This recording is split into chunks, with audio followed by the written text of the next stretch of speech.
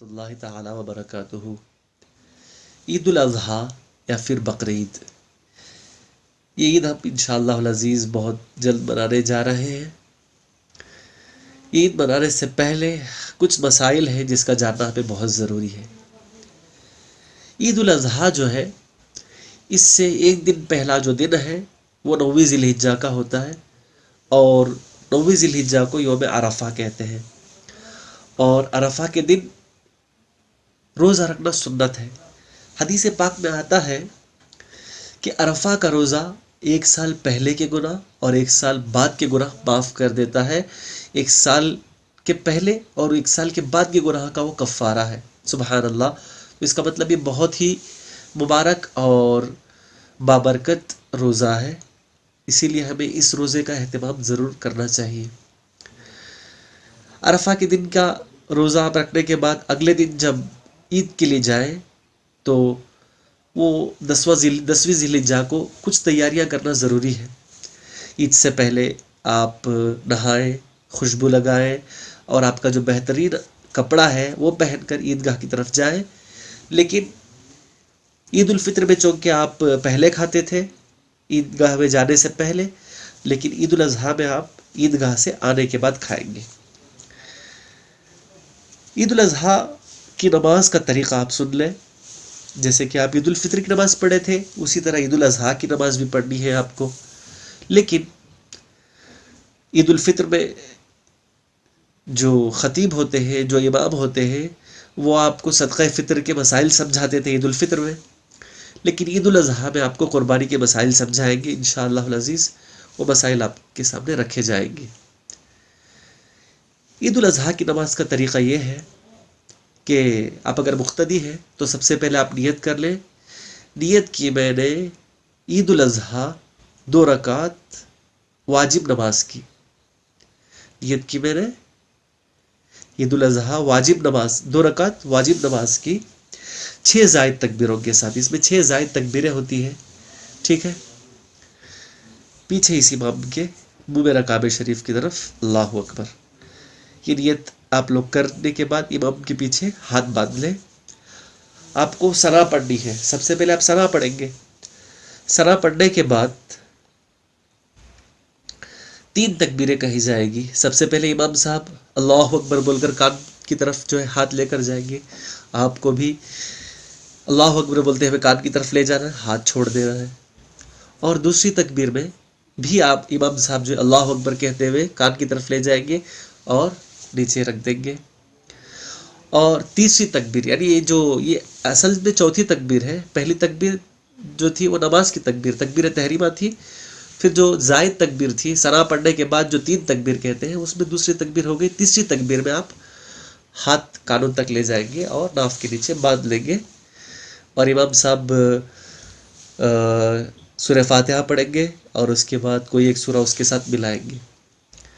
پھر حسب معمول پہلی جو رکعت ہے وہ ادا کی جائے گی۔ پھر دوسری رکعت کے لیے آپ کھڑے ہو جائیں گے۔ پھر امام صاحب جو ہے قرات کریں گے، اور اس کے بعد رکوع میں جانے سے پہلے 3 زائد تکبیر کہیں گے۔ اللہ اکبر، ہاتھ چھوڑنا ہے، پھر اللہ اکبر، ہاتھ چھوڑنا ہے، پھر اللہ اکبر، ہاتھ چھوڑنا ہے۔ اب چوتھی جو تکبیر ہے وہ رکوع کی تکبیر ہے، ٹھیک ہے۔ جیسے نمازوں میں جاتے ہیں، وہ چوتھی تکبیر میں جب امام صاحب اللہ اکبر کہیں گے تو رکوع میں چلے جانا ہے، اور باقی نماز جیسے دوسری نمازیں پڑھتے ہیں اس طرح پڑھتی ہے۔ یہ ہو گیا نماز کا طریقہ۔ پھر مسئلہ آتا ہے عید الاضحیٰ ہے تو یہ قربانی کی عید ہے، تو قربانی کے متعلق حدیث پاک میں آتا ہے کہ 10ویں ذی الحجہ کے دن اللہ رب العزت کو بنی آدم کا کوئی بھی عمل اتنا پسند نہیں ہے جتنا قربانی کا ہے۔ یعنی قربانی کا جو ثواب ہے اس سے کوئی بڑھ کر کوئی عمل ہو ہی نہیں سکتا عید کے دن، قربانی کی عید کے دن۔ تو قربانی کی عید جو ہے اس میں آپ کو چھوٹ دی گئی ہے، چاہے آپ پہلے دن ذبح کریں یا دوسرے دن ذبح کریں یا تیسرے دن ذبح کریں، یہ آپ کا اختیار ہے۔ جن لوگوں پر زکوٰۃ واجب ہے ان لوگوں پر قربانی بھی واجب ہے، ٹھیک ہے۔ جو لوگ صاحب ثروت ہیں، مالدار ہیں، ان پر قربانی واجب ہے، احناف کے نزدیک واجب ہے۔ تو قربانی کا جو مسئلہ ہے وہ بہت ہی سمپل ہے. آپ لوگ سمجھ لیں کہ 3 جانوروں کی قربانی ہو سکتی ہے، یا تو بکری کی، یا پھر گائے کی، یا پھر اونٹ کی. بکری ہے تو صرف ایک انسان ایک ہی قربانی دے سکتا ہے، مطلب اس میں کوئی حصہ نہیں بنتا ہے کہ ایک بکری میں 2 جندے، 3 جندے، 7 جندے، ایسا کوئی نہیں ہے. ایک بکری میں ایک ہی حصہ بنتا ہے. اور بکری کی جو عمر ہے کم سے کم 1 سال ہونی چاہیے، اس سے کم کی قربانی نہیں ہو سکتی. اور وہ جو جانور ہے وہ تمام عیب سے پاک ہونا ہے، اندھا نہیں ہونا ہے، لنگڑا نہیں ہونا ہے، اتنا کمزور بھی نہیں ہونا ہے کہ وہ چل نہ پائے، اور بہت ساری جو بھی بیماریاں ہیں اس سے خالی ہونا ہے. سینگ کٹا ہوا نہیں ہونا ہے، کان کٹا ہوا نہیں ہونا ہے، اور کانا نہیں ہونا ہے. یہ سب کچھ مسائل ہیں جو جانوروں میں خیال رکھنا ضروری ہے. اور گائے کی قربانی ہو سکتی ہے، اور گائے کی 2 سال سے کم کی نہیں بلکہ 2 سال کی گائے. اور گائے میں جو بھی اس کی برادری میں آتے ہیں، جو بھی اس کی قسم میں آتے ہیں، اس کی قربانی ہو جائے گی. گائے ہے، بھینس ہے، بھینسا ہے، بیل ہے، سب کی قربانی ہو جائے گی. اور اونٹ کی قربانی بھی ہو جائے گی. اونٹ کی قربانی جو ہے اس میں کم سے کم 5 سال کا اونٹ ہونا ضروری ہے، اس سے کم کے اونٹ میں قربانی نہیں ہوگی. لیکن بکری میں جیسے کہ پہلے بتایا گیا کہ صرف ایک ہی حصہ ہو سکتا ہے، اس میں کوئی 2 آدمی شرکت نہیں کر سکتے، دوسرا آدمی اس میں شرکت نہیں کر سکتا. لیکن گائے میں اور اونٹ میں کم سے کم 7 لوگ کی قربانی ہو سکتی ہے، 7 لوگ قربانی کر سکتے ہیں. جیسے کہ وہ حصہ ڈالتے ہیں، ہمارے ادھر بولتے ہیں حصہ ڈالنا، حصہ ڈال سکتے ہیں. اس میں جیسے 7 جن مل کے قربانی کرنا چاہے تو سب کی ہو جائے گی.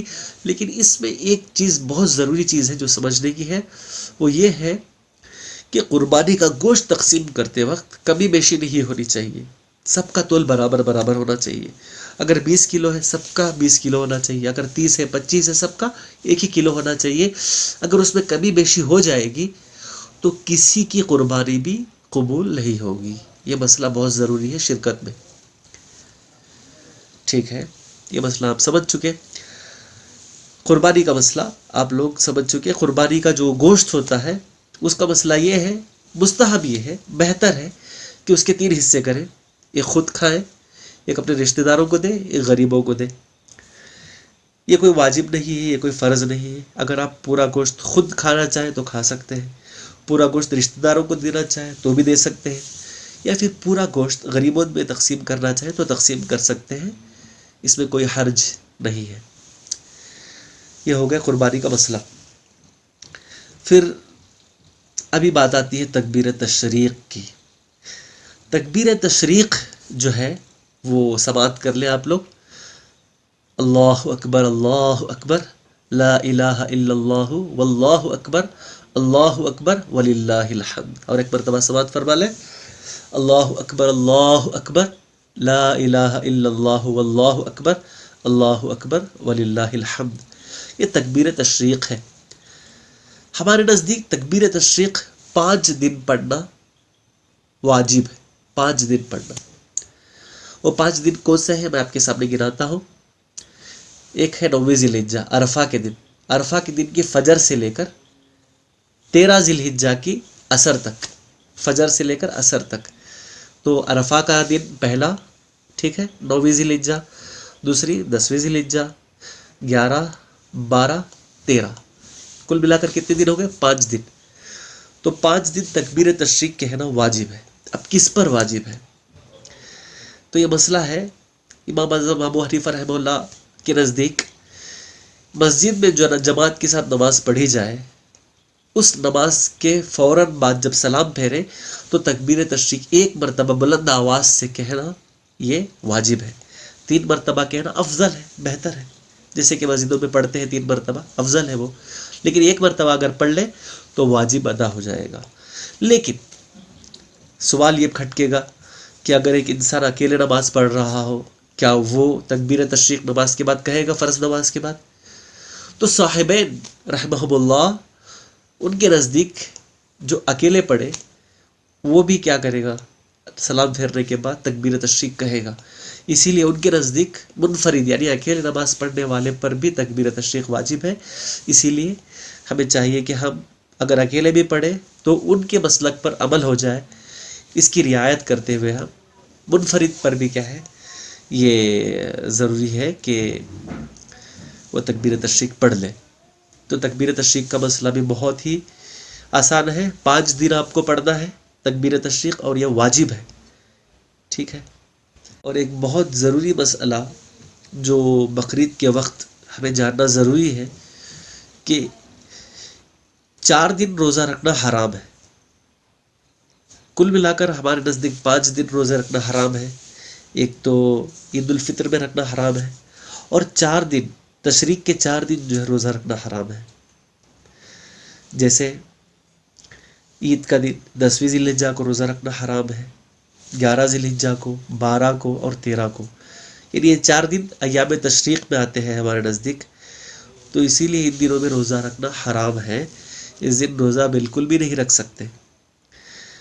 جو پہلا دن ہے تشریق کا وہ 9ویں ذی الحجہ ہے، اس دن تو خیر روزہ رکھنا سنت ہے، لیکن باقی جو 4 دن ہے اس دن روزہ رکھنا حرام ہے. یہ مسئلے پر بھی ہمیں عمل کرنا بہت ضروری ہے. اللہ رب العزت جو ہے ہماری قربانیوں کو، ہماری عید کو اور ہمارے تمام اعمال صالحہ کو قبول فرمائے. آمین بجاہ سید الامین صلی اللہ علیہ وسلم. السلام علیکم ورحمۃ اللہ تعالی وبرکاتہ.